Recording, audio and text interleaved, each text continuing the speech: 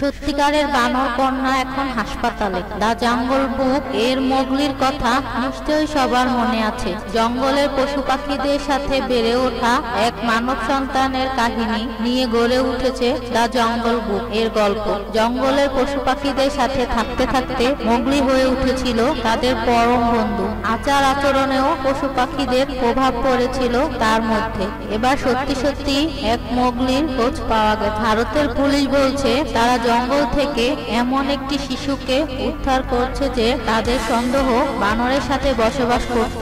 ভারতের উত্তর প্রদেশের বড়াইচে কাটানিয়া ঘাট অরণ্যে মেয়েটিকে খুঁজে পাওয়া যায়। মেয়েটির বয়স 8 থেকে 10 বছরের মধ্যে হবে বলে অনুমান করা হচ্ছে। পুলিশ এখন ওই এলাকার আশেপাশে নিখোঁজ শিশুদের সম্পর্কে খোঁজ খবর করছে। ডাক্তাররা তাকে পরীক্ষা করে বলেছেন মেয়েটি কোনো কথা বলে না, শুধু বানরের মতো কিচিরমিচির করে। কয়েক সপ্তাহ আগে নেপালের সীমান্ত সংলগ্ন কাটানিয়া ঘাট সংরক্ষিত অরণ্যে একদল বানরের মধ্যে গ্রামবাসীরা যখন মেয়েটিকে প্রথম দেখতে পায় তখন সে ছিল পুরোপুরি নগ্ন। সে অপুষ্টিতে ভুগছিল এবং তার দেহে বেশ কয়েক জায়গায় ক্ষত ছিল। উত্তর প্রদেশের পুলিশের একজন কর্মকর্তা সুরেশ যাদব বলেন তারা যখন মেয়েটিকে উদ্ধার করতে যায় তখন সে একদল বানরের সাথে খেলা করছিল। পুলিশ যখন মেয়েটিকে নিয়ে আসার চেষ্টা করছিল তখন বানররা তাকে ছিনিয়ে নেয়ার চেষ্টা করে।